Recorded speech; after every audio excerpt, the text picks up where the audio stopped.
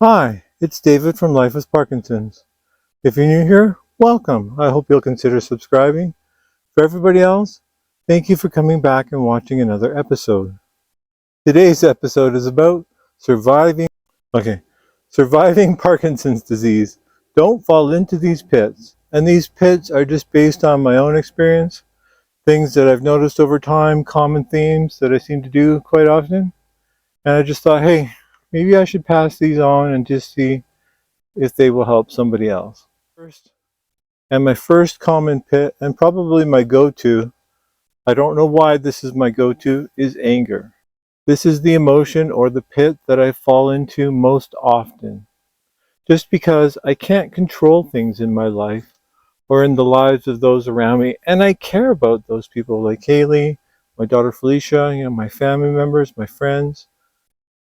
These are people I care about, but I can't protect them from myself, and I can't protect them from my illness, so I get angry about it. Me personally, I tend to hold that anger in, and that's where the problems start. I can't take my anger out on those closest to me because it only makes things worse. And if I'm going to survive Parkinson's disease, I've got to learn to deal with my anger. I mean, the last thing I want to do is take it on Haley, my number one caregiver. Can you imagine if I took my anger out on her all the time? I'd be alone pretty quick, don't you think? I would be unbearable to be around. We've been together long enough to realize that we need rules when dealing with conflict and complex emotions. Apologize quickly, forgive quickly, and forget quickly. And we do that for each other. She suffers from endometriosis, a very painful chronic condition that a lot of women are getting, and it's a new illness. Yay! Nothing like a new illness. But we both have bouts of anger because of my illness and because of her illness. So we apologize quickly, we forgive quickly, and we forget quickly because who knows? If she's hurt me this week, I might just end up hurting her the next week. And I want the same grace given to me as given to her and vice versa, so we can survive each other and be together like we promised. Unfortunately, go away, Fly. Unfortunately, along the way, there's bound to be some anger and there's bound to be some forgiveness. And we just want to keep that forgiveness flowing because we are not perfect people. The next pitfall I want me to avoid and you guys to avoid as well is the woe is me pitfall.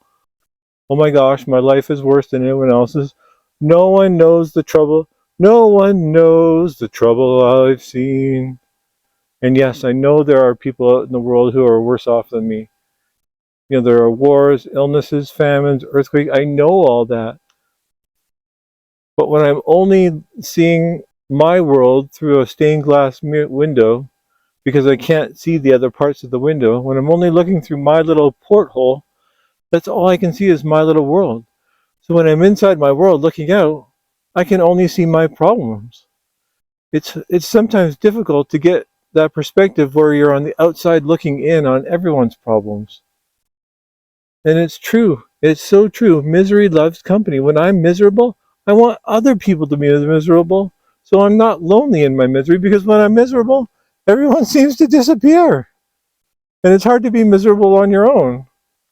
Like you can't bring somebody down to your level if you're all alone.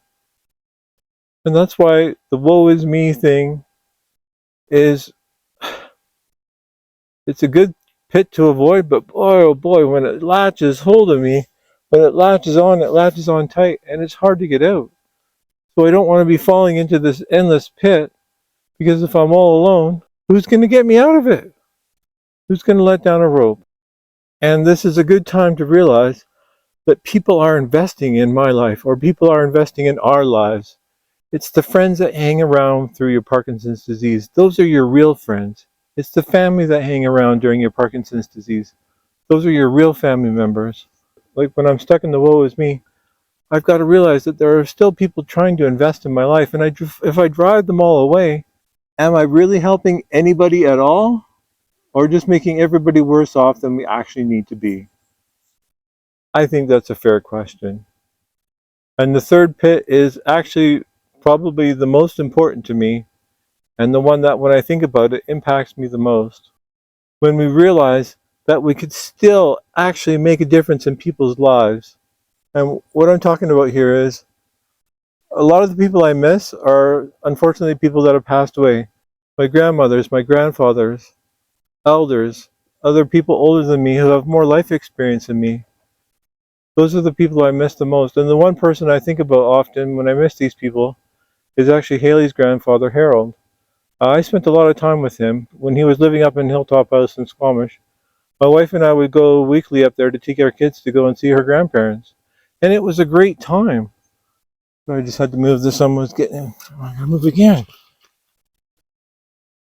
The sun is just beaming right in my eyes. The kids were still young at that time, and we lived very close, so we could walk up and see them whenever we were able. And we probably went weekly for, gosh, I don't even know how long, 2 to 3 years? And so I spent a lot of time with Harold. He was a World War II veteran, and he had seen the best of times and the worst of times in the world. And I spent a lot of time talking to him, just one-on-one. He would share stories about his life, the ways he had been able to take care of his family, where him and Irene had been able to raise the kids, take care of their family, feed everybody. And he gave me some really good advice. And that's something I don't want to miss out on. I don't want to miss out on investing in someone's life, sharing stories with them, and just being a friend and just being a family member. Like, they adopted me as part of the family. And for me, that was a very special thing to do, because I really needed his advice, his love, and his compassion, because raising kids in the modern world is difficult and challenging and expensive. Just to have someone just to talk to and bounce ideas off and share things with just makes such a difference. And I just don't want to miss out on that. And I don't want you guys to miss out on that. So I'm just saying there's an opportunity here. We're going to have a lot of time with Parkinson's disease and the progression that just eventually, it continually marches on, Yes, we can push back with all these sorts of things, but eventually it just marches on, right? It's a fact of life. And it's not a fact I'm going to hide from anybody. Now, I don't want you guys to get me wrong here. I know Parkinson's is draining. I know Parkinson's is difficult. I deal with it every day, and you guys know that. But what am I saying? I don't want you guys to get me wrong here. I know Parkinson's disease is draining and difficult. I deal with it every day, and I know you guys as well. And I share the good, the bad, and sometimes the very bad. So I think you guys understand what I'm saying. It's just, it can be so difficult to get out of these pits when we fall into them. It can be so difficult to see the daylight way, way up. Look up. Look way up. Like the friendly giant. Right? It's hard to see the hole that we fell in because it's just so friggin' far away. I just feel we need to be reminded of the pits that we can fall into because we did it to ourselves. The emotions got the better of us, and now we're all alone. And I don't want you guys to be alone. It's hard to be alone in the world as it is. I just feel we need this reminder that there is a way out. There is a way we can survive Parkinson's disease together and help each other see the daylight once again.